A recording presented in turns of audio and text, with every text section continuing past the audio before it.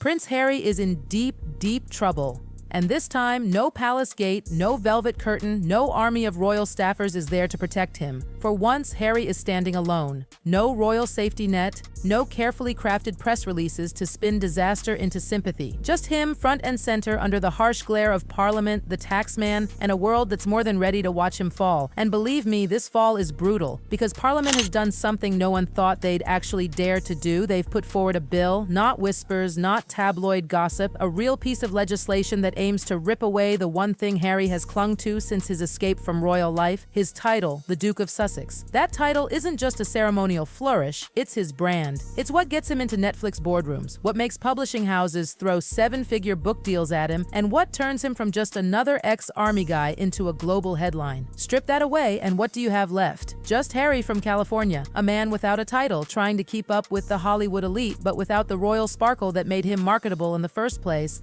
And Parliament didn't stop there. In an unprecedented move, Harry's name was dragged directly into the debate, not vague references like certain royals or former members of the family.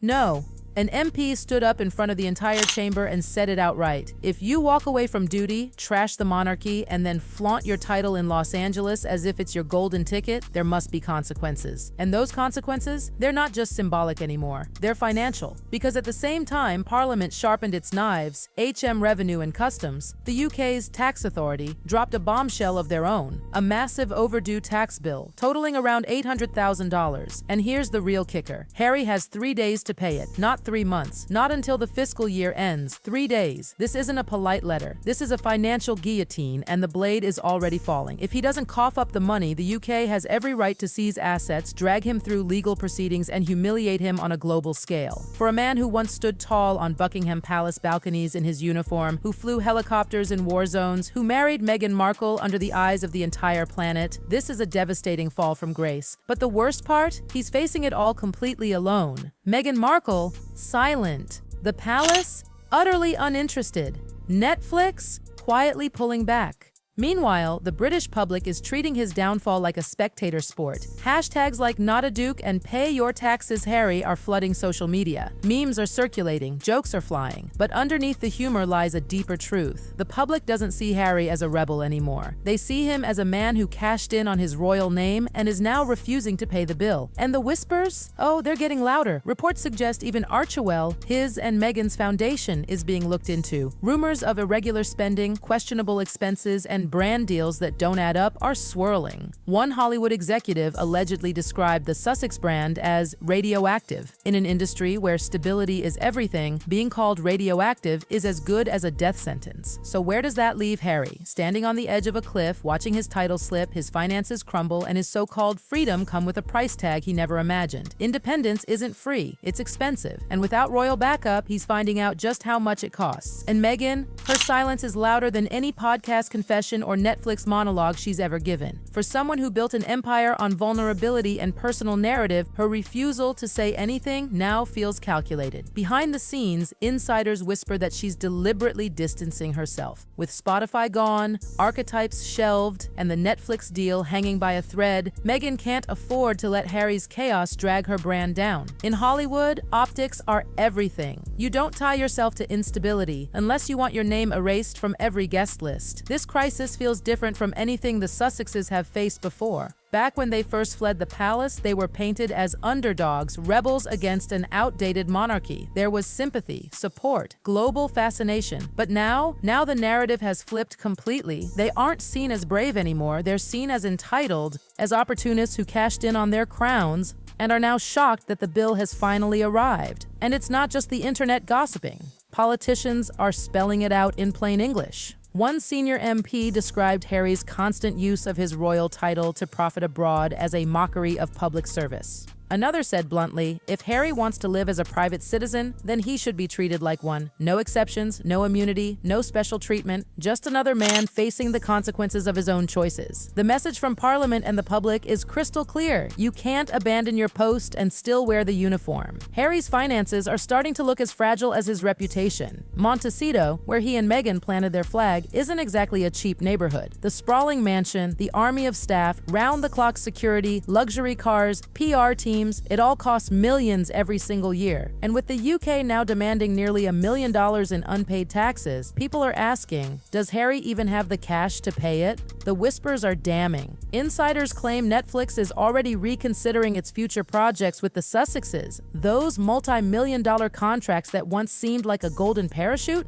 they may not be renewed. Archewell, once hyped as a world-changing foundation, reportedly isn't pulling in enough to cover its massive overhead. Behind closed doors, sources even suggest the Sussexes have been quietly shopping around for new deals, desperately trying to land something, anything, that will keep them afloat. And then there's the palace. Once upon a time, Buckingham Palace would have swooped in with lawyers, PR strategies, and a quiet settlement to keep things tidy. Not anymore. Insiders say King Charles has drawn a hard line. No intervention, no legal shield. Prince William, not answering calls. Palace lawyers, ordered to stay out of it. One aide put it bluntly, he wanted freedom. Now he has it. No safety net, no royal parachute, just Harry, on his own, drowning. Meanwhile, polls in the UK show overwhelming support for stripping Harry's title. Over 70% of the British public backed the move, not because they hate him, but because they feel betrayed. To them, Harry's choices don't look noble anymore. They look opportunistic. They don't see sacrifice. They see cash grabs. And here's where it gets even darker. That $800,000 tax bill might be just the tip of the iceberg. When institutions like Parliament and HMRC come knocking, they don't stop at the surface. Sources whisper that investigators are digging into all of Harry's UK-based income. Every speech, every brand deal, every charity-related payment funneled through British channels is now under review. If the math doesn't add up, that tax bill could explode into something far worse. Even the Archewell Foundation could come under formal investigation. Investigators are said to be curious about overlapping expenses, travel billed under outreach, and where exactly the Netflix money went. If the books don't line up, this won't just be a tax problem, it'll be a scandal with receipts. And in Hollywood, that's the final nail in the coffin. Studio executives don't invest in instability. They want polished, predictable brands. And right now, Harry is the exact opposite, a financial liability wrapped in non-stop bad headlines. Industry insiders are already pulling back. Some projects reportedly shelved, negotiations paused. One dealmaker put it brutally, "We don't do business with headlines." Translation, Harry isn't worth the risk anymore. And what about Meghan?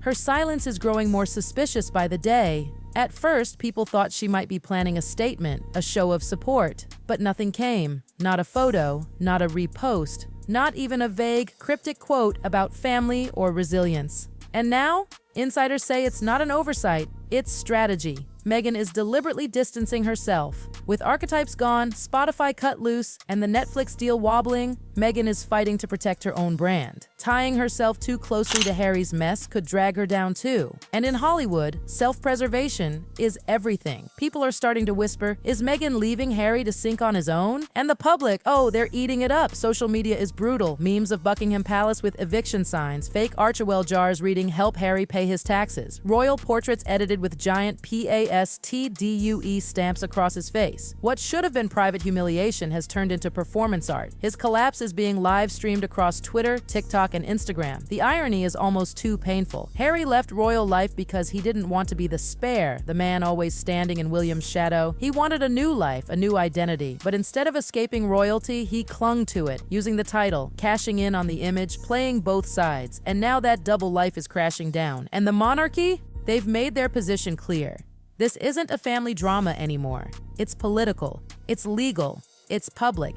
Aides confirm there will be no rescue, no bailout, no quiet cover-up. Harry wanted independence, and now he's living it, in the harshest, most unforgiving way possible. The final, most devastating blow may not come from Parliament or the press. It may come from within.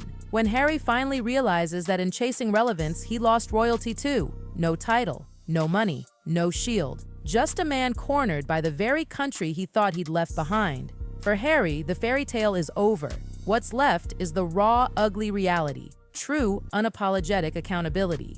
But here's the cruelest twist of all. The court of public opinion has already ruled. It doesn't matter what Parliament decides or how many zeros the tax bill grows into. The people have spoken. And their verdict? Harry is no longer a prince. He's just another celebrity who burned bridges, played the victim, and now finds himself cornered with no way out. The hashtags keep trending. Sussex scam, no more Duke. And every time Harry's name appears, it's followed by mockery, not respect. Even tabloids that once defended him have flipped, calling him reckless, careless, and out of touch. And Meghan? She's watching from the sidelines, her silence louder than thunder. Some say she's waiting for Harry to crash completely so she can stage her own comeback, alone. Others whisper she's calculating whether staying by his side is worth the cost to her own reputation. Meanwhile, Harry faces something he's never dealt with before, a world that isn't charmed by him anymore. No adoring crowds, no royal mystique, just accountability with nowhere to hide. In chasing freedom, Harry may have lost everything. His title, his fortune, his allies, and maybe even his marriage. The fairy tale has shattered, and all that's left is the fallout. What's left is